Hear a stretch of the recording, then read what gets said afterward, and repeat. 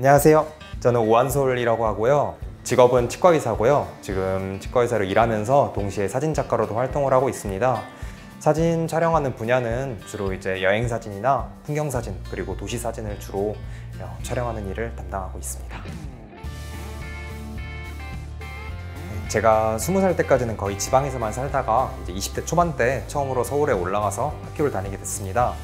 그때부터 카메라를 처음 구매해서 촬영하기 시작했는데 아무래도 이제 서울은 굉장히 촬영할 거리가 많고 멋진 도시 풍경들이 있어서 그때 야경 사진들을 보면서 엄청 인상 깊었어요. 그래서 서울의 다양한 도시 풍경들 그리고 야경 사진들을 처음 촬영하게 되면서 사진을 시작하게 되었고요.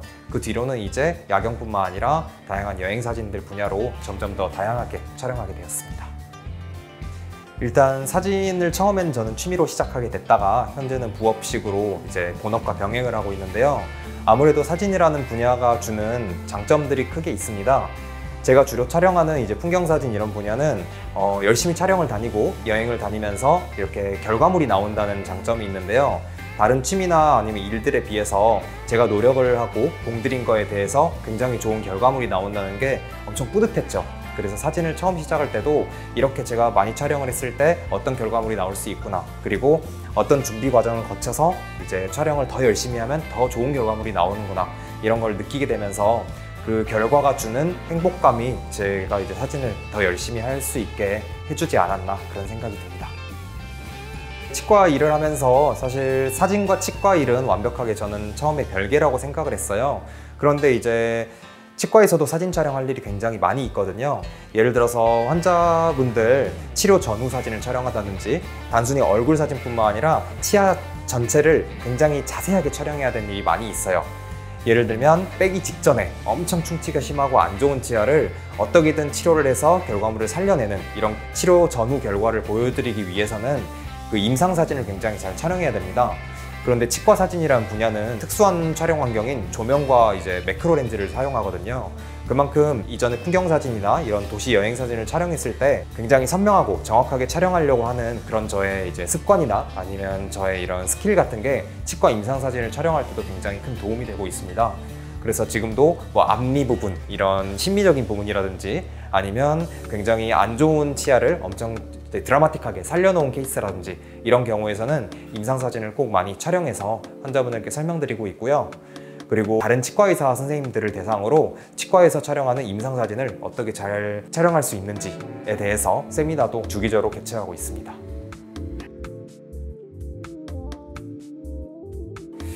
크게 두 가지로 말씀드릴 수가 있는데요. 첫 번째는 굉장히 선 자체를 정갈하게 표현하는 편입니다. 주로 도시 사진을 많이 촬영하다 보니까 넓게 촬영하든지 아니면 좁게 촬영하든지 수평뿐만 아니라 수직선까지 맞추어서 촬영하게 되면 사진 결과물이 굉장히 이제 깔끔하고, 그리고 누가 보아도 색을 막 화려하게 사용하지 않더라도 정돈된 느낌을 줄 수가 있습니다. 그게 아마 제 사진의 가장 큰 특징이라고 보여지고요. 그리고 두 번째는 일반적으로 구도를 잡을 때 3분할이라든지 아니면 기준선을 잡고 소실점이라든지 이런 일반적인 미술에서 사용하는 구도들을 보통 많이 사용하시는데요. 저는 그냥 정중앙에 놓는 구도를 많이 표현합니다. 대신 이럴 때 특징이 있는데요. 가장 화려하고 가장 밝고 가장 멋진 피사체를 정중앙에 배치해서 주제를 표현하다 보면 그 주제만 굉장히 눈에 띄면서 이렇게 멋지게 표현할 수 있기 때문에 제 사진에서 그런 두 가지 특징이 있다고 말씀드릴 수 있습니다. 저는 사실 이제 니콘이나 캐논, 소니 모든 브랜드를 다 사용을 해봤는데요. 결과적으로 지금 니콘 카메라만 사용을 하고 있습니다.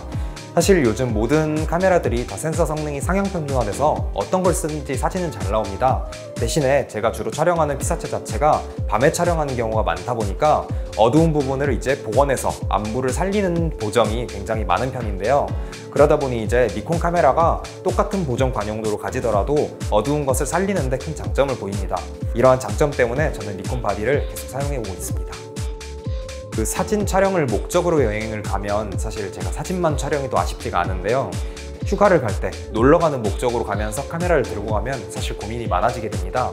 이럴 때 전 나름대로 이제 생각한 방법이 있는데요. 일몰이라든지 야경 같은 시간대, 제가 생각하는 베스트 시간대에 촬영할 때 그냥 삼각대를 세우고 그 인터벌 촬영을 돌려놓습니다. 그리고 카메라를 그냥 아예 안 보는 경우도 많이 있습니다. 그리고 이제 저는 카메라는 일하도록 놔두고 저는 여행 그 순간을 온전히 즐기는 거죠. 제가 여행 사진을 촬영할 때 잘 나온 사진들을 쭉 이렇게 나열해 놓잖아요. 그러면 그 중에서 한 80% 정도는 사전에 계획한 장소나 환경에서 촬영한 사진들이고요. 20% 정도는 이제 우연의 일치로 제가 여행하던 순간에 얻어 걸린 사진이라고 할 수 있겠죠. 그래서 대부분의 사진들은 굉장히 제가 사전 조사를 철저하게 하는 편입니다. 일단 여행지에 갈 때는 어떤 장소에서 촬영해야 되는지 그것뿐만 아니라 어떤 시간대에 갔을 때 빛이 어디서 들어오는지, 그리고 뭐 해가 뜨고 지는 시간 같은 거, 날씨 같은 것도 대략적으로 예측을 해서 굉장히 철저하게 조사를 해서 여행지로 떠나는 편입니다. 그 우연의 순간 중에서 가장 기억에 남는 거는 뉴욕으로 가는 비행기를 탔을 때였는데요. 2018년도 1월로 기억합니다. 그때 인천에서 뉴욕으로 가는 비행기는 그 알래스카 상공을 지나게 됐는데요. 그 상공에서 비행기 창문 밖으로 그 오로라를 제가 촬영했던 적이 있습니다. 일반적으로 오로라를 촬영하러 갈 때 아예 그 촬영지 스팟을 정리해 놓고, 그리고 그 오로라만을 목적으로 촬영을 가는 게 대부분인데요. 저는 뉴욕으로 가는 비행기에서 오로라를 볼 수 있어서 굉장히 그 순간이 인상 깊었던 것 같아요. 사실 촬영한 결과물을 제가 전시에서도 액자로 많이 프린팅하기도 했는데요. 굉장히 제가 좋아하는 사진이어서 지금 저희 집 거실에도 그 사진을 걸어놓은 바가 있습니다.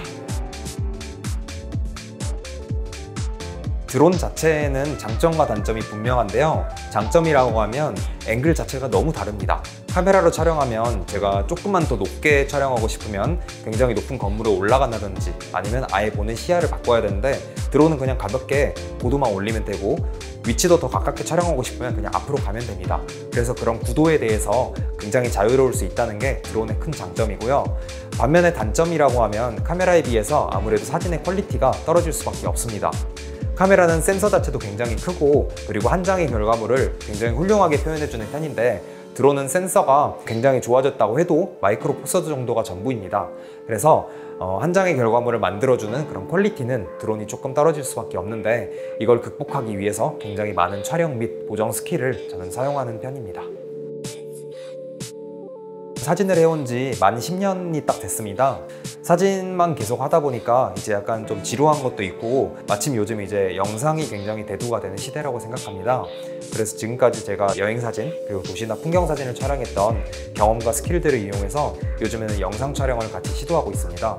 그래서 지금부터는 좀 여행을 다니면서 사진뿐만 아니라 영상 작업을 같이 병행해서 결과물을 만들어 보도록 지금 노력하고 있고요.